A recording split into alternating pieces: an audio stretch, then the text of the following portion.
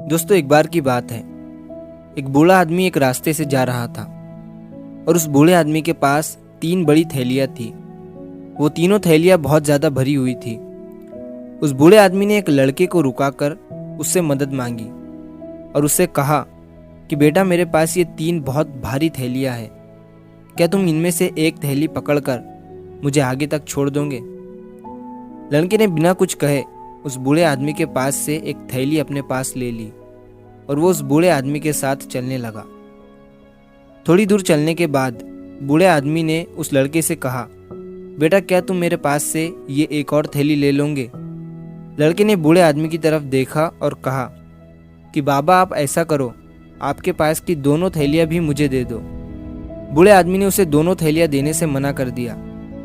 तभी लड़के ने मुस्कुराते हुए बूढ़े आदमी से कहा कि घबराइए मत, मैं आपकी थैलियाँ लेकर भागने वाला नहीं हूँ। बूढ़े आदमी ने ये सुनकर उसे अपने पास की एक थैली दे दी और एक थैली अपने पास ही रखी। तभी लड़के ने उस बूढ़े आदमी से कहा कि आखिर ये थैलियाँ इतनी भारी क्यों है, क्या है इनमें?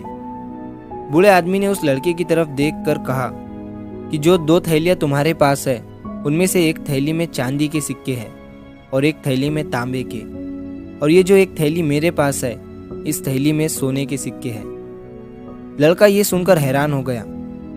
अब थोड़ी दूर चलने के बाद एक पहाड़ पर चढ़कर उन्हें गांव में जाना था। तभी उस लड़के ने बूढ़े आदमी से कहा कि आप ऐसा करिए कि आपके पास की थैली भी मुझे दे दीजिए और आप आराम से पहाड़ चढ़िए। मैं अपनी रफ्तार से चढ़कर पहाड़ पर पहुंचने के बाद ऊपर पहाड़ पर आपका इंतज़ार करता हूँ। बूढ़े आदमी ने अपने पास की थैली भी, जिसमें सोने के सिक्के थे, वो उस लड़के को दे दी। लड़का अपनी रफ्तार से पहाड़ चढ़ने लगा।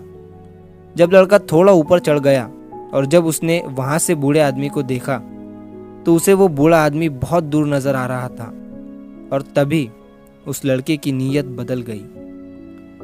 वो लड़का उन तीनों थैलियों को वहां से लेकर भाग गया। जब वो अपने घर पहुंचा और उसने थैलियों को खोल कर देखा तो उसने देखा कि उन तीनों थैलियों में पत्थर भरे हुए थे और उसमें से लड़के को एक चिट्ठी मिली जिस पर लिखा हुआ था कि अगर तुम इन थैलियों को लेकर नहीं भागते तो मैं तुम्हें अपने महल का खास आदमी बना देता।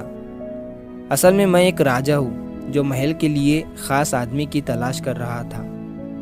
पहले तो मुझे तुम पर भरोसा हो गया था, लेकिन एंड वक्त में तुम्हारी नीयत बदल गई और तुमने एक खास मौके को अपने हाथों से गंवा दिया। दोस्तों, कहते हैं कि अगर आपकी नीयत साफ है तो आपको कामयाबी के लिए परेशान होने की ज़रूरत नहीं है, क्योंकि आप अभी भी एक कामयाब इंसान हैं। बस आपको सब्र करना है।